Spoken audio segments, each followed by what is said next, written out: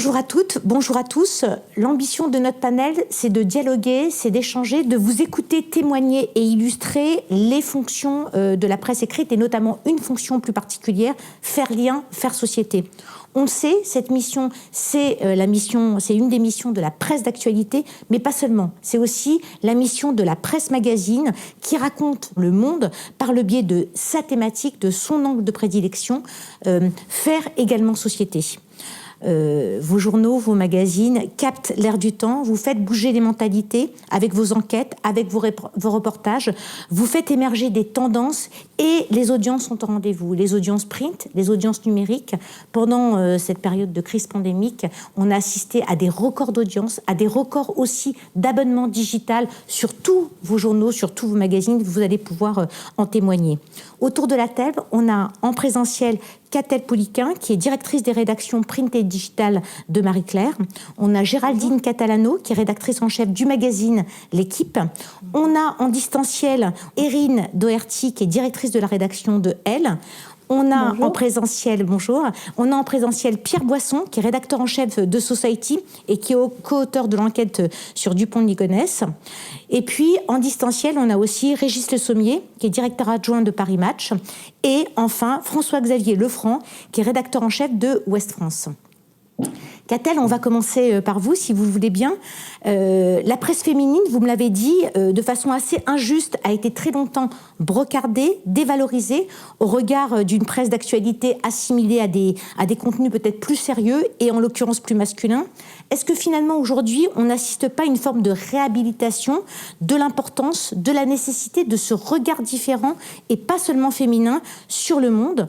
Est-ce que vous pouvez nous illustrer ce point via des exemples de reportages de Marie-Claire? Et peut-être avant que vous réagissiez, on va lancer un extrait de vidéo. C'est un nouveau format vidéo dont vous nous parlerez de Marie-Claire.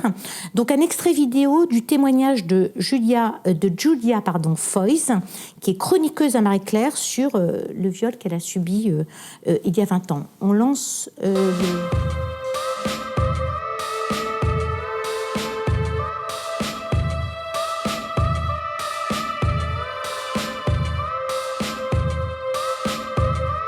Je suis une sur deux.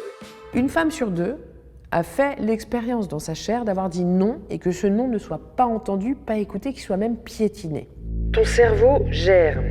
Vous abandonnez votre corps à ce qu'il doit subir de plus atroce. Votre conscience se tire pour pouvoir survivre à l'insupportable, parce que tant que vous êtes conscient de ce qui vous arrive, vous hurlez. Sauf que à un moment donné, vous avez la conscience que si vous continuez à hurler, votre panique va développer la sienne et qu'à ce moment-là, vous risquez en plus du reste de mourir. Donc, votre conscience se casse parce que sinon, elle ne supporterait pas. Et vous avez une espèce de super cerveau, super héros, qui gère et à qui vous avez fixé un objectif, c'est « tu me sors de là en vie ». Donc, tout ce qu'il faut faire pour survivre à ça, vous le faites. Mais c'est plus vraiment vous. Attends, je veux que tu aies bien le temps de te rendre compte de ce qui est en train de t'arriver. Cette phrase-là, ce qu'elle dit, c'est elle montre à quel point leur jouissance vient de notre souffrance. C'est-à-dire qu'ils ont besoin de nous voir à terre, de nous voir humiliés, de nous voir écrasés de douleur et de peur. C'est ça qui les fait jouir. Catel, c'est très dur de réagir, mais je vous laisse. Oui, en fait, ce témoignage de Julia Foyce, qui est absolument bouleversant, qu'on a diffusé sur le site internet de Marie-Claire il y a quelques semaines, il y a quelques mois même, venait en écho du livre de Julia Foyce, Je suis une sur deux, où elle relatait son viol et le silence, malheureusement, qui frappe de nombreuses victimes suite à des agressions sexuelles. J'ai choisi de diffuser cette vidéo parce que c'est un nouveau format société que nous avons lancé en vidéo sur le site de Marie-Claire et sur nos réseaux sociaux, qui vient en écho de tout le travail, en effet, que nous menons sur l'ensemble de nos éditions, print, digital, réseaux sociaux, encore une fois, et qui concerne le fait d'écouter les femmes, de leur donner la parole et de les croire aussi. Et par ailleurs, Julia Foyce est une chroniqueuse, c'est une journaliste qui intervient aussi à la radio sur France Inter. C'est donc une auteure, et elle est aussi chroniqueuse à Marie-Claire, et on l'a choisie pour faire un pont en fait entre différents types de féminisme. Elle écrit une chronique mensuelle où elle met en relation, elle se met en dialogue en fait avec sa propre mère, féministe historique des années 70, et elle-même, Julia, incarnant un féminisme plus contemporain, plus inclusif, en relation bien sûr avec l'éducation qu'elle a reçue, mais aussi avec certaines divergences parfois. Et c'est aussi une manière de montrer pour Marie-Claire qu'on fait le pont justement entre différentes générations de lectrices, à la fois sur le print justement, mais aussi sur le digital. Pour rebondir sur ce que vous disiez, Corinne, tout à l'heure, en effet, la presse féminine a parfois été méprisée, elle a parfois été caricaturée. Parfois, on a pu aussi être caricatural de façon collective, mais je pense que ce temps est révolu. Je pense qu'on a toutes fait notre examen de conscience quand il était nécessaire, et je pense qu'on a à cœur de montrer, mois après mois, à Marie-Claire, que nous sommes un véritable magazine, un véritable journal fait par de vrais journalistes qui avons les moyens aussi d'exercer notre métier. Vous parliez du grand reportage, c'est une des forces de Marie-Claire, historique, depuis ses débuts. Enfin, Marie-Claire a été lancée en 1937, et dès cette époque, dès l'ambition initiale, il y avait le fait de regarder le monde tel qu'il va ou tel qu'il ne va pas, et d'écouter les femmes, surtout quand leur émancipation n'est pas encore acquise. On a la chance d'avoir les moyens encore, tous les mois, de pouvoir envoyer des reporters à l'étranger, de pouvoir envoyer des photographes pour accompagner nos reporters. Et on ne s'en prive pas, on s'en sert parce que l'urgence est là partout, tout le temps. Donc on est allé en Pologne récemment, mener un reportage auprès des jeunes générations LGBT pour montrer justement les combats qui restent à mener sur les droits des femmes, pour l'avortement, mais au-delà sur les droits des minorités. En Argentine aussi, pour accompagner le combat des femmes qu'elles ont enfin gagné avec le droit à l'avortement, qui a été une grande lutte qu'on a accompagné aussi, mais aussi en Suède, dans le numéro qui vient de sortir dans Marie-Claire, où on est allé à la rencontre d'une rescapée chinoise, une femme qui a réussi à sortir des frontières de la Chine avec sa famille, au prix évidemment de sacrifices, au prix d'une violence psychique épouvantable, une femme qui a été esclave dans les camps auprès des Ouïghours. Elle n'est pas elle-même de cette minorité, mais c'est une autre minorité à laquelle elle appartient, et notre journaliste a pu aller l'entendre, l'écouter de longues heures durant et récolter un témoignage absolument bouleversant. Ça, c'est une des facettes de notre travail. Bien sûr, à côté de cela, il y a aussi ce qui se passe en France sous nos yeux. Et on parlait bien sûr des viols et des violences que subissent encore trop souvent les femmes. Je voudrais aussi parler des violences faites aux enfants et de l'inceste notamment. C'est bien sûr une préoccupation quotidienne en ce moment, mais je tiens à dire que Marie-Claire, dès mars 2017, avait lancé un immense dossier à la fois sur le print, mais aussi sur le digital, avec un hashtag qui était jamais trop tard et qui incitait, alors c'est bien facile de dire d'inciter les victimes à prendre la parole, mais enfin, en tout cas, qui prenait parti d'emblée pour la parole des victimes en disant on vous croit, et en disant on a envie de vous écouter et de vous ouvrir nos pages. Donc dans Marie-Claire, encore une fois dans l'édition papier, mais aussi sur nos relais digitaux, nous avions récolté le témoignage de nombreuses femmes, mais aussi d'hommes qui avaient subi des incestes et qui tentaient de se reconstruire en commençant justement par prendre la parole. C'est un rôle de lanceur d'alerte qu'on assume sur ce sujet, mais sur de nombreux autres sujets.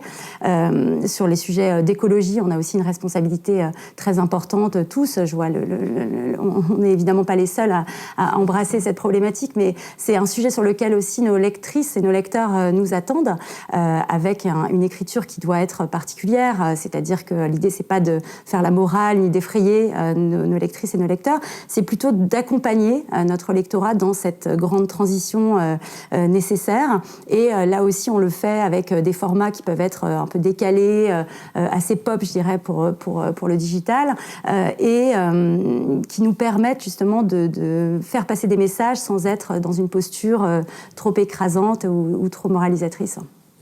Merci, Catel. Justement, Géraldine Catalano, l'équipe aussi a été très fortement contributeur, a contribué à lever des tabous sur les femmes dans un monde du sport qu'on peut quand même qualifier de très genré. Le lectorat de l'équipe est majoritairement aujourd'hui, en tout cas, masculin. Et pourtant, enfin je ne sais pas s'il faut dire et pourtant, à plébisciter des sujets très audacieux comme celui des règles, des seins, de l'homophobie, d'ailleurs des couvertures qu'on peut dire sublimes, qu'on peut qualifier de sublimes, le racisme ou les violences sexuelles dans le patinage artistique. Est-ce que, Géraldine, vous pouvez nous raconter comment l'équipe raconte le monde par le biais du sport, mais sans perdre ses lecteurs, au contraire, avec un impact en termes de diffusion qui est non neutre, et souvent d'ailleurs avec un public plus large, et souvent des retombées dans les médias plus généralistes, voire des médias internationaux. Je rebondis aussi sur ce que disait Catel, parce que Catel, tu as parlé de ponts, de passerelles, de digues qui ont sauté. En fait, je pense que, en effet, il y a beaucoup de digues qui ont sauté, et je pense que l'idée d'aller vers les autres, en fait, de décloisonner en fait nos magazines est une très bonne chose. Et il se trouve que la société aussi, d'une certaine manière, s'est décloisonnée. Lorsque l'équipe Mag, donc parce qu'à l'époque c'est comme ça qu'il s'appelait, l'équipe Magazine a été lancée, c'était il y a 40 ans tout juste. Le principe c'était de raconter les coulisses de l'actualité sportive. Or, il s'est passé quand même beaucoup de choses en 40 ans, le sport s'est infiltré partout et c'est devenu, plus encore que ça ne l'était déjà à l'époque, un outil formidable pour raconter le monde. Et on peut avoir une bonne culture générale et une bonne culture sportive. En fait, les deux ne sont pas du tout incompatibles, et ça, on s'en est rendu compte très très vite. Moi, je m'en suis rendu compte en arrivant à la direction du journal en 2016. Et cet outil formidable qui en plus touche le cœur de nos lecteurs, parce qu'il se trouve que le journal a une identité très forte auprès des lecteurs. Le sport, c'est un appel à l'enfance. Enfin, c'est vraiment, encore une fois, un vecteur très direct vers le cœur des gens. Cet outil-là, il est formidable pour raconter tout ce qui se passe dans la société. Et ce que je trouve aussi intéressant de rappeler, après je vais citer en effet quelques-unes que nous avons publiées et qui ont beaucoup compté dans l'histoire du nouveau Mag, je dirais, c'est que le prérequis selon lequel le lecteur, a fortiori un lecteur masculin, peut-être attaché historiquement à son journal, n'aime pas changement et conservateur, et celui-ci aussi a volé en éclats. Très vite, nous, on a lancé des études de lecteurs auxquelles vraiment j'étais très, très attentive, et on s'est rendu compte, avant même le lancement de la nouvelle formule du MAG, qui était très ouverte sur la société, et justement, qui avait pour préoccupation d'aller chercher des lecteurs, sans perdre les historiques, mais d'aller chercher des lecteurs au-delà de ceux qui sont perfusés à l'info sportive. Eh bien, le constat, c'était que nos lecteurs les plus anciens plébiscitaient cet appel d'air, et à chaque fois que nous sommes allés loin, et parfois nous sommes allés très loin, je pense à cette une par exemple que nous avons consacrée en 2017, donc très peu de temps après le lancement de la nouvelle formule du MAG, aux règles des championnes, qui est quand même un sujet assez sensible, un peu cru, mais traité de façon très sérieuse, passionnante et visuellement très élégante, parce que le visuel compte énormément. Catel, tu parlais beaucoup des reportages. Voilà, nous, on met les moyens aussi, à la fois sur les unes, mais aussi sur les reportages et sur la mise en scène des enquêtes que nous menons, de manière à les rendre les plus fortes possibles, les plus impactantes possibles. Ça fait partie de l'identité du journal. Je pense aussi évidemment à la une que nous avons consacrée à l'homophobie. Ces deux-là, elles ont été incroyablement saluées, à la fois à l'extérieur. En effet, on a poussé des frontières, on est allé chercher des lecteurs que nous n'avions absolument pas auparavant, via par exemple les kiosques numériques, je pense aux kiosques SFR, Caféine, enfin ce type de canal-là a été très actif, je dirais, pour ces numéros, qui ont aussi très bien marché en kiosque. Et les retours des lecteurs que nous avons eus, je ne parle même pas des reprises, parce que dans le cas par exemple de la une sur l'homophobie dans le sport, les reprises ont été mondiales. Enfin, ça a été un raz-de-marée incroyable qui nous a beaucoup questionné sur la manière justement de mettre davantage en avant, d'accorder beaucoup d'importance à la manière dont on habillait aussi ces unes-là, parce que c'est très important d'aller chercher les lecteurs, et c'est un bon moyen de le faire que par justement l'accompagnement au-delà du travail éditorial. Cette une par exemple que nous avons consacrée, qui est beaucoup plus récente, elle date de cette année, c'est l'une des championnes, et c'est un des points très importants, je trouve, l'une des championnes qui a accepté de se dévoiler pour raconter la question en fait des seins chez les championnes, qui est beaucoup moins anecdotique qu'on pourrait l'imaginer, un traitement photographique magnifique, mais un sujet très nouveau. L'idée, c'est d'arriver évidemment avant les autres, parce que l'impact est quand même beaucoup plus fort, avec des témoignages qui sont très forts et qui sont nombreux. Et ce qui est très intéressant aussi, c'est que non seulement le lectorat n'est pas conservateur, non seulement la presse généraliste et les lecteurs qui sont bien loin de notre univers sont intéressés par ces sujets-là, parce que ça parle d'eux aussi. Mais les sportifs eux-mêmes ont beaucoup changé. Donc nous, on est obligés de prendre ce pouls-là. On ne peut pas se contenter de raconter vaguement, de pousser un tout petit peu la porte du vestiaire et puis après d'y revenir parce que notre routine voudrait que l'actualité sportive se suffise elle-même. Pas du tout, en fait. Les champions, les athlètes, les sportifs amateurs eux-mêmes plébiscitent ce genre de sujet. Ils ont besoin d'en parler. Les unes sur le racisme, par exemple, on en a consacré 2 cette dernière année. Elles ont à chaque fois très très fortement marché. Elles ont été génératrices de très nombreux abonnements numériques. Ça prouve, la une sur les 100, mais ça a été un carton en abonnement numérique au-delà de nos attentes. Et donc, y compris chez le lectorat masculin, ce qui prouve que quand on touche juste, voilà, ça marche vraiment. Je pense aussi au sujet plus axé sur le sport féminin et la place, les pionnières du sport féminin, pour lequel nous avons sollicité Pénélope Bagieux, en fait, en tant qu'illustratrice de l'ensemble des sujets qui avaient été traités dans le cadre de ce dossier, et qui a très bien marché, y compris auprès des lecteurs assez jeunes, et y compris auprès des lecteurs masculins. Donc ça prouve bien que les digues, elles n'existent plus, et c'est une grande chance pour nous, ça rend notre travail, je trouve, encore plus intéressant. Et après, j'en aurais fini, mais c'est vrai aussi que le type de format qu'on utilise est important. L'idée, ce n'est pas d'aller uniquement chercher les lecteurs qui ne nous sont pas acquis, c'est aussi d'aller chercher les jeunes. C'est important. Et par le biais de formats nouveaux, je pense au format Explore, par exemple, qui relève quasiment du web documentaire et qui est très présent. L'idée aussi, c'est d'utiliser, chez nous, nous, on représente une marque assez globale, c'est d'utiliser toutes les forces que l'on a de manière à se servir les uns les autres sans se marcher sur les pieds, en fait. Utiliser plusieurs formats, utiliser tous les médias, faire correspondre aussi les reporters d'une rédaction à l'autre de manière à créer des forces. Et ça, Pierre pourra en parler. Mais voilà, quand on crée des pools de reporters, tous médias confondus, on multiplie nos forces, en fait. Et les enquêtes sont beaucoup plus fortes, ce qui était le cas, par exemple, des enquêtes que nous avons publiées sur les agressions sexuelles dans le patinage artistique. Merci Géraldine. Pierre Boisson, vous évoquez souvent l'ambition de Society de combiner exigence journalistique et aussi faire vendre des journaux, vous l'avez dit Géraldine tout à l'heure, c'est-à-dire soutenir plus globalement l'écosystème de la presse, aussi bien côté lecteur que côté kiosquier. Comment faire quelle est la recette en fait de Society et de votre groupe? Parce qu'il n'y a pas que Society qui a témoigné de cette capacité à le faire. Comment faire pour sortir du lot? Comment recréer un événement quand on publie un journal ou un magazine? Comment faire en sorte que des sujets graves comme l'immigration, comme l'écologie, marchent en termes de diffusion? Alors je ne sais pas si on a une recette miracle, sinon ce serait un peu facile, mais je pense que la base pour nous, c'est toujours de penser au lecteur. Et surtout, comment on va l'intéresser, comment on va capter son attention, comment on va l'amener à lire sur des sujets, comme vous disiez, par exemple sur l'écologie, où d'une certaine façon, on lit beaucoup de choses et ça se dilue un petit peu dans le volume d'informations qui est produite. Nous, on a 2 formes de réponse, je pense. La première, c'est d'essayer d'innover sur la forme. On essaye, donc on fait toujours des grands reportages, on donne beaucoup d'importance à la complexité, donc ça va être des articles de 8 à 10 pages. Mais par exemple, l'été dernier, je me rappelle, au moment de l'affaire de Steve à Nantes, le jeune qui était disparu dans la Loire, il y a eu beaucoup d'articles sur le sujet, et on se demandait ce que nous, on pouvait apporter en plus. Et la manière dont qu'on a trouvé pour le faire, ça a été de se rendre sur place et d'interviewer une 50aine de personnes, presque une 100aine de personnes qui ont participé à cette soirée, et d'en faire un récit en 16 pages, quasiment minute par minute, de tout ce qui s'était passé. Sans parti pris, sans autre, information que les faits tels quels racontés par tout le monde. Et ça a très bien marché. Les lecteurs ont été passionnés par le récit de la soirée, et je pense que ça avait une importance sociétale de la raconter du point de vue des gens qui étaient présents, et y compris des policiers. L'article qu'on a fait sur Dupont de Ligonnès part à peu près de la même idée, c'est-à-dire d'avoir une innovation sur la forme.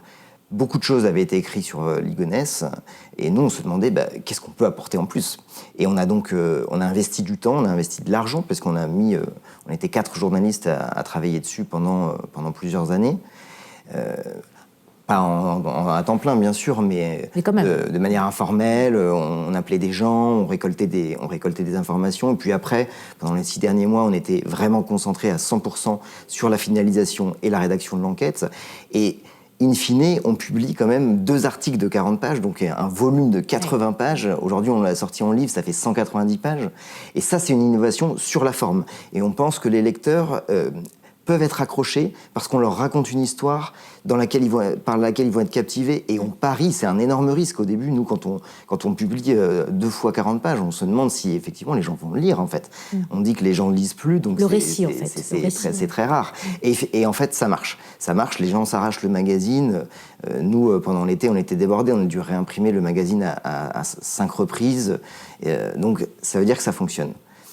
La deuxième manière d'essayer d'intéresser les lecteurs pour nous, c'est de faire l'événement, ce que vous disiez tout à l'heure.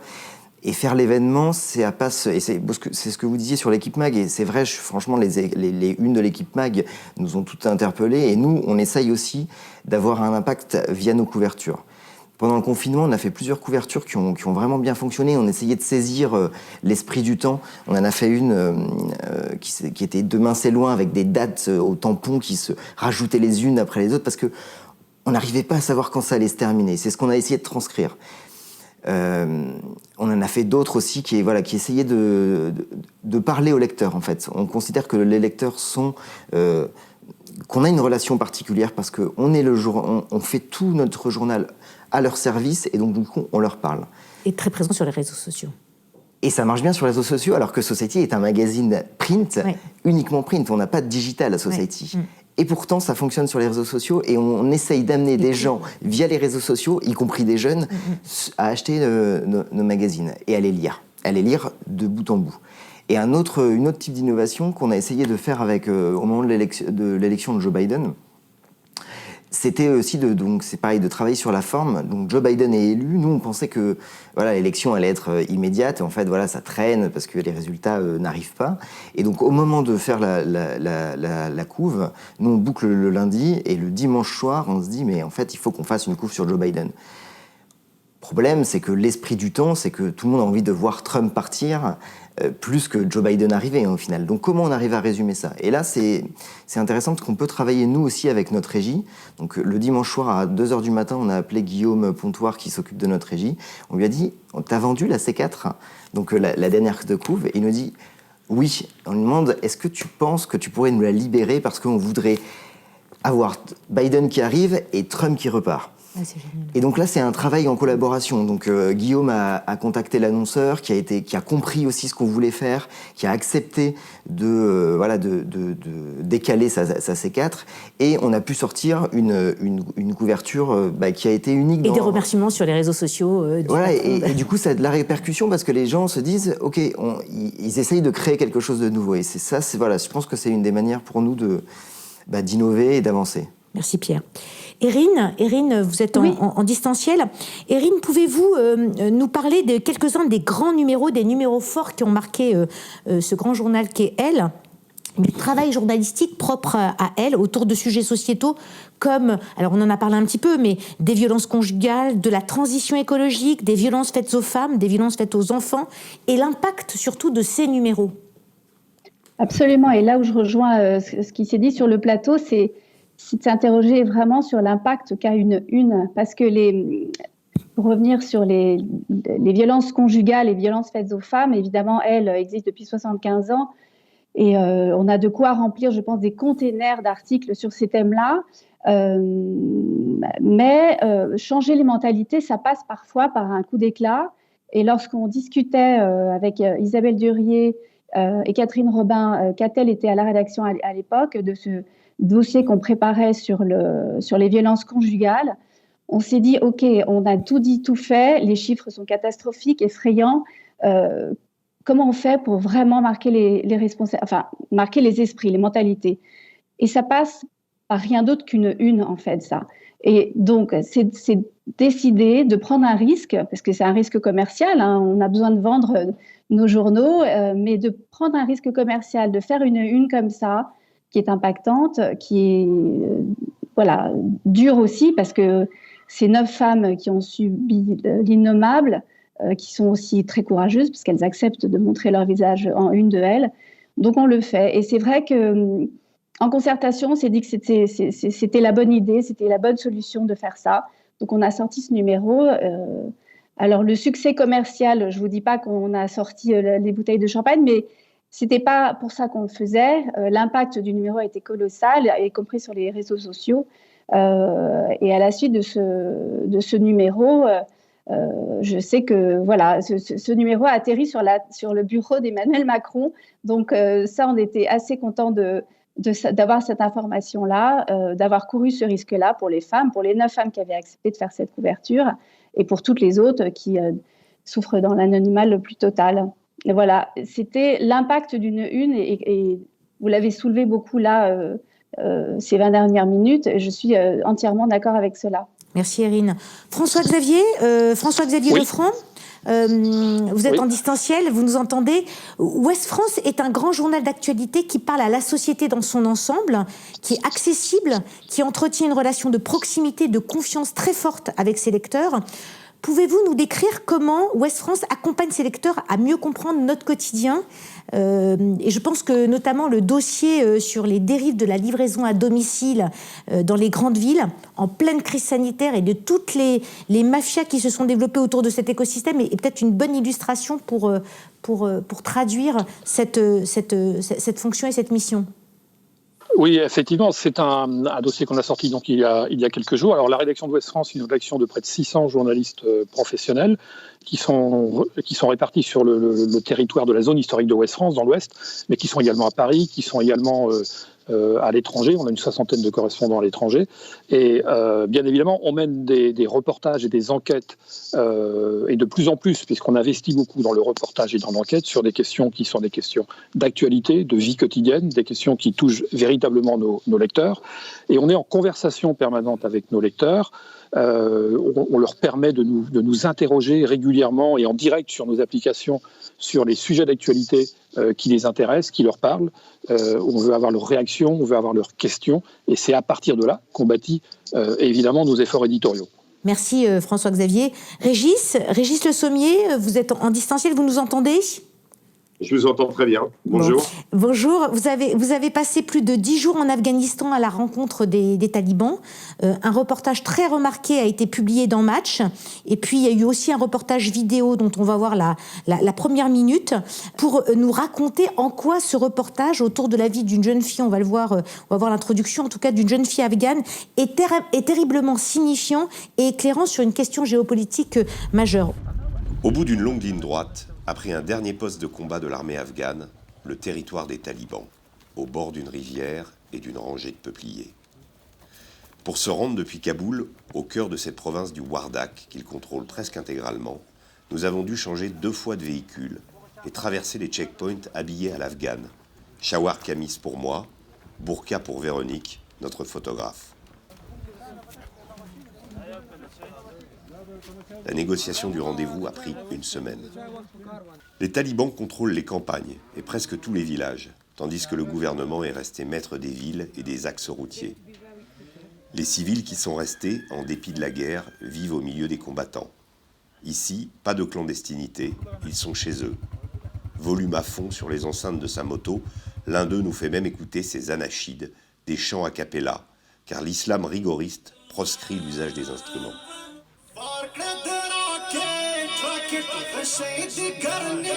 Vous pouvez réagir et nous raconter un petit peu les dessous de ce reportage et en quoi, effectivement, c'est très éclairant sur cette question géopolitique importante. Alors oui, l'Afghanistan est actuellement, après 12 ans d'occupation américaine, enfin en tout cas 12 ans depuis l'intervention et la chute des talibans en 2001, le pays actuellement est dans une situation où il y a un processus de paix qui a été mis en place. C'est très compliqué, il y a encore beaucoup de combats. Les talibans ont presque gagné la partie, puisqu'ils sont aux portes de Kaboul. Ceux que vous voyez sur cette vidéo ne sont qu'à 1h30 de la capitale, et le gouvernement paraît encerclé justement dans cette capitale. Il contrôle d'autres parties du pays, mais pas plus de 20%. Nous avons voulu, pourquoi nous sommes rendus en Afghanistan, pas simplement pour rencontrer les talibans, parce qu'il y a une histoire qui nous a paru absolument incroyable. C'est celle de cette jeune fille qui s'appelle Kamar Gul. Alors Kamar Gul, elle vient de la province de Khor. C'est une province qui est au centre, très reculée, au centre de l'Afghanistan. Elle Elle dormait dans sa maison avec son petit frère, ses parents étaient dans la pièce d'à côté. Il y a eu du bruit au milieu de la nuit, des hommes ont tapé à la porte, son père est sorti et ces deux hommes qui étaient des talibans ont assassiné son père devant ses yeux. Ils ont également assassiné sa mère. Et qu'est-ce qu'elle a fait, elle ? Elle a pris la Kalachnikov qui était dans la chambre et elle a tué ces deux talibans. Donc c'est devenu instantanément une sorte d'héroïne pour le camp gouvernemental, puisque c'est une femme, elle a 14 ans, et elle s'est véritablement dressée contre les assassins de ses parents, et elle les a tués. Nous l'avons rencontrée côté gouvernemental. Elle dispose d'une protection de la part du gouvernement. Elle est elle vit cachée dans un hôtel, donc c'est une vie infernale qui commence pour elle. Mais elle nous a paru symptomatique justement de cet Afghanistan qui, pendant toutes ces années, a connu quelques progrès dans la condition de la femme et qui, si ces talibans que vous voyez à l'écran reviennent au pouvoir, va évidemment repartir en arrière. Ce qui est assez étonnant, justement, c'est ça. C'est cette espèce de désir de voir son pays évoluer et de voir peut-être les femmes s'affirmer et prendre une place qui leur revient dans la société afghane. Et malheureusement, la situation aujourd'hui fait que la présence des talibans et la pression qu'ils exercent, notamment sur les campagnes, où ils contrôlent environ 70% du pays, eh bien, risque de tout faire perdre, notamment pour des ethnies comme les Hazaras, par exemple, qui eux, par exemple, n'hésitent pas à faire, ont accordé le droit de vote à leurs femmes, ce qui n'est pas du tout le cas ailleurs. Donc voilà, l'Afghanistan est à un carrefour et l'histoire de cette jeune fille, tragique, nous a paru symptomatique de tous ces maux qui traversent la société afghane. Voilà. La petite histoire pour mieux comprendre la grande histoire. Pour conclure ce panel, un dernier tour de piste autour d'un chiffre sur lequel j'aimerais bien que vous réagissiez les uns après les autres de manière assez synthétique. C'est une étude qui a été faite par 20 minutes avec Opinionway sur le rapport des jeunes à la presse et à l'info. Le chiffre, c'est le suivant. Pour 87% des jeunes, la presse d'info reste essentielle au bon fonctionnement de la démocratie. Peut-être, est-ce que vous pouvez réagir ? Catel, peut-être, vous pouvez commencer. Et je pense que ça rebondit avec le statut IPG. Oui, absolument. Qui est d'actualité. Dans la lignée de ce que je disais tout à l'heure, on a appris hier soir que le magazine Marie-Claire était gratifié de cette qualification IPG, qui signifie information politique et générale. Ça salue évidemment le travail de toutes les équipes depuis des années pour éclairer le jugement du citoyen ou des citoyens, des citoyennes plutôt, comme c'est le cas pour Marie-Claire. Donc c'est une grande fierté, c'est aussi une juste reconnaissance du travail qui est fait, et notamment, j'en parlais tout à l'heure, sur les enquêtes, mais aussi les grands reportages. Pour rebondir sur le sondage, je trouve que c'est un chiffre extrêmement encourageant, et par ailleurs, ça croise aussi des signaux encourageants qu'on observe chez nous à Marie-Claire, à la fois sur le print, où on fait on a vraiment en tête d'essayer de rajeunir notre lectorat sans trahir le lectorat traditionnel, mais aussi sur notre site et nos réseaux sociaux. J'en veux pour preuve le fait que les grands papiers de société, les grandes enquêtes, y compris des formats extrêmement longs qui peuvent atteindre 15 000 signes, 20 000 signes, y compris sur Internet, sont parmi nos plus gros scores d'audience sur marieclaire.fr.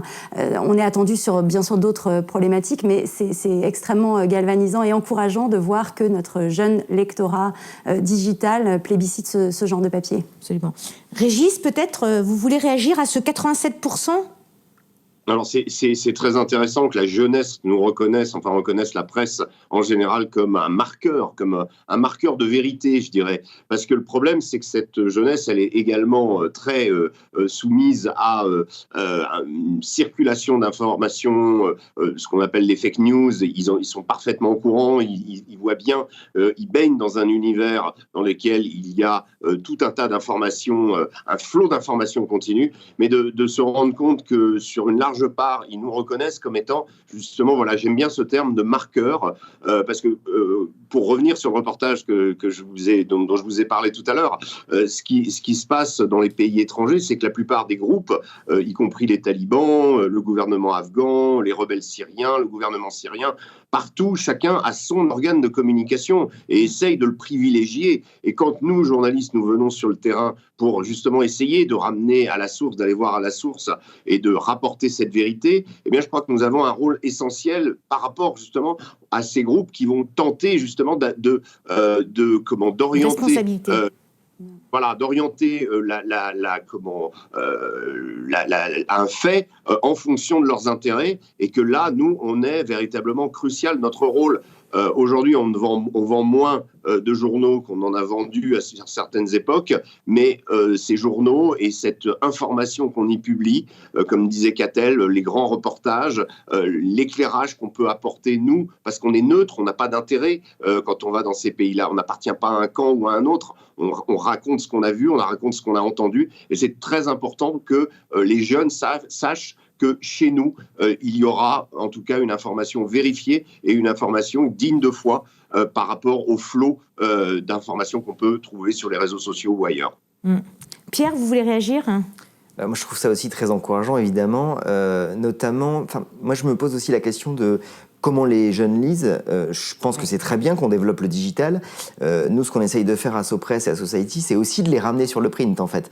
Donc, de leur parler via les réseaux sociaux, etc.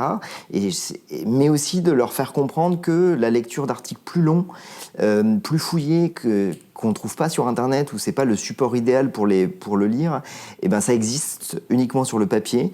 Et nous, ça nous est arrivé plein de fois dans les derniers mois d'avoir des jeunes qui nous écrivent sur les réseaux sociaux en disant « Mais où est-ce qu'on achète un magazine ?» Et donc, on est obligé de leur expliquer que, en fait, un magazine, ça s'achète dans des kiosques ou dans des maisons de la presse, chez des marchands. C'est vraiment vrai, ça ? Non, vraiment, c'est dans des grandes surfaces aussi. Hein. Dans les grandes surfaces, mais ça nous est arrivé des dizaines de fois. Et moi, en fait, je trouve ça très noble, en fait, de leur expliquer que voilà, il y a des marchands de presse, que c'est là où on achète la presse magazine, et que c'est un support qui est quand même unique, le papier. Et c'est pas la même chose de lire en fait un magazine, et de l'avoir entre les mains, de le feuilleter, de l'avoir sur sa table basse, que de lire sur son téléphone portable.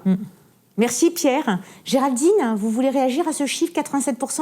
Oui, je partage l'avis évidemment de vous tous. C'est un chiffre très encourageant, mais c'est aussi un chiffre qui doit nous interroger sur la manière dont on travaille pour entendre ce lectorat, en fait, ce jeune lectorat, faire en sorte de traiter les sujets qui les intéressent aussi, faire en sorte aussi de déployer des modes de traitement qui soient un peu nouveaux. Je parlais évidemment des formats numériques qui sont peut-être plus en phase avec leur mode de lecture, mais aller les chercher aussi sur des sujets qui les intéressent. On a consacré par exemple une au e-sport, qui au départ paraît peut-être un peu aride ou un peu trop pointu pour notre lectorat de base, et qui ne l'est pas tant que ça, parce qu'il y a des histoires formidables à raconter aussi dans cet univers-là.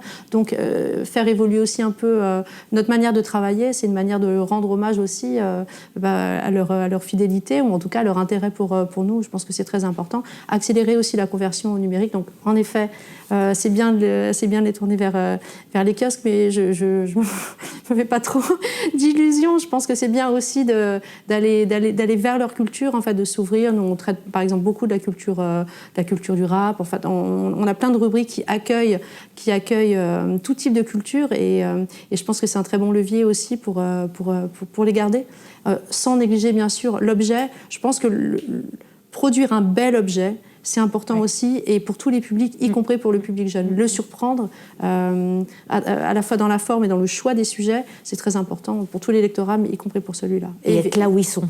Pardon ? Et être là où ils sont. Être là où ils sont, y compris sur les réseaux sociaux. Je reprends par exemple l'exemple de la une sur l'homophobie. Elle a été vue 3,5 millions de fois sur les réseaux sociaux. Et ça, c'est évidemment un signal énorme que nous envoyons à la jeunesse. Et il y a je trouve un autre enseignement à tirer de ce chiffre-là, c'est qu'il faut aussi s'imprégner de leur manière de penser. C'est une génération qui n'hésite pas à s'engager.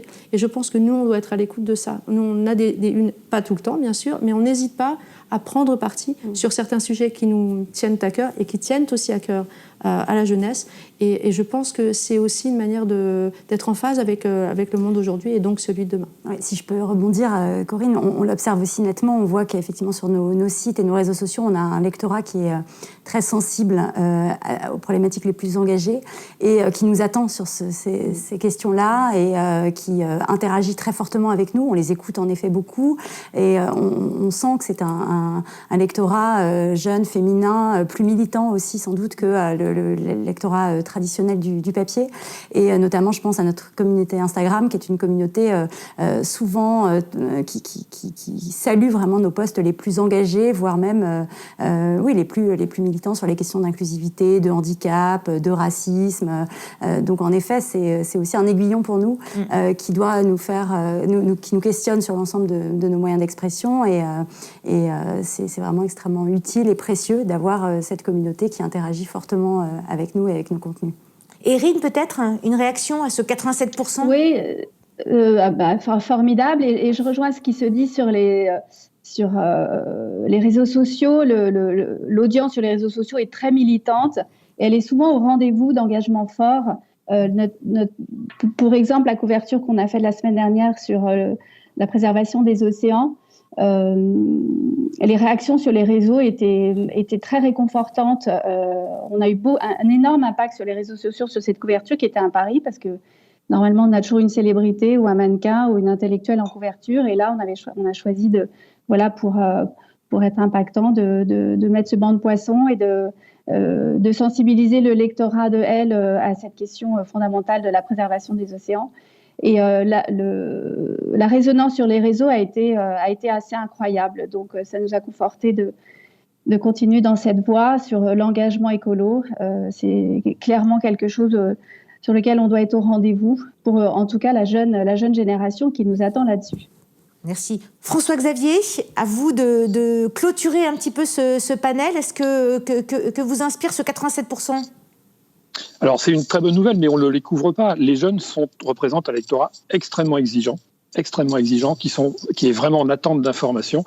Et quand on avait tendance à penser que les jeunes ne lisaient plus la presse, ce qui est faux, mais si il leur arrive de se détacher de la presse, c'est pour une seule raison, c'est à cause du prix. Parce que acheter un journal, ça coûte cher. Donc, les nouveaux supports numériques que l'on développe et que l'on invente en permanence permettent de toucher un lectorat jeune extrêmement important, d'être en conversation permanente avec lui. Et quand on le fait, on se rend compte que c'est parmi les tranches d'âge les plus exigeantes. Les jeunes aujourd'hui se posent plein de questions, ont envie, font beaucoup de choses, innovent, inventent des choses, ont envie de se faire entendre et nous attendent, nous les journalistes. Donc il faut vraiment prendre ça comme d'abord une très bonne nouvelle. Et puis surtout, je trouve que c'est un champ d'opportunités fabuleux parce que c'est un lectorat formidable, qui est très réactif, qui est très inventif, qui nous pousse dans nos retranchements. Et je trouve que ça fait un bien fou. Donc nous, on a lancé plein de choses en direction des lectorats jeunes et notamment sur nos supports numériques, une opération qu'on appelle Sur le vif et qui regroupe tous les contenus que l'on publie en direction des jeunes. Alors c'est lié au métier, aux carrières, aux études, au boulot, aux loisirs, à la culture, au mode de vie.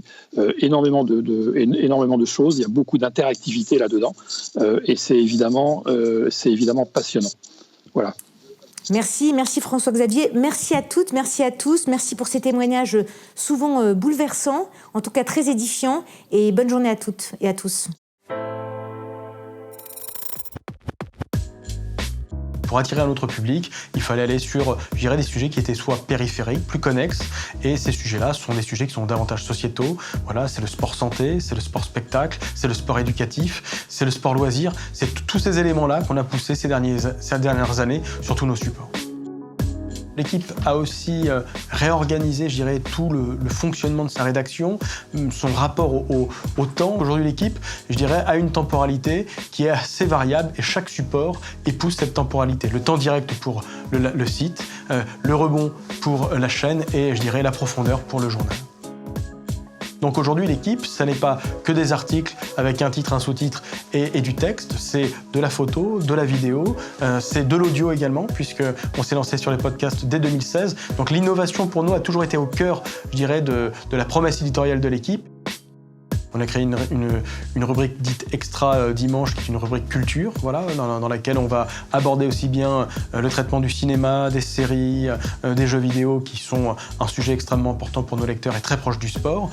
On a essayé aussi de développer, je dirais, une offre plus sociétale sur le magazine, avec notamment des sujets très forts, comme le sujet sur les règles chez les sportives, ou comment peuvent vivre aujourd'hui des sportifs homosexuels qui ont parfois des difficultés pour pouvoir l'assumer dans leur pratique. On a créé un service enquête. Ce service enquête, justement, doit alimenter, je dirais, l'équipe sur tous ces supports, sur tous les sujets qui sont judiciaires ou parfois un peu sociétaux. Nous avons fait le choix à l'équipe de former la rédaction, je dirais, à des nouveaux outils, la photo, la vidéo, le motion design, je dirais, tous les éléments que le code peut nous apporter également en termes de narration journalistique, ce sont les choses que la rédaction a acquises. Et puis je pense aussi à toute notre direction artistique qui s'est frottée, je dirais, à d'autres outils qui permettent aujourd'hui à certains d'entre eux d'être d'excellents motion designers.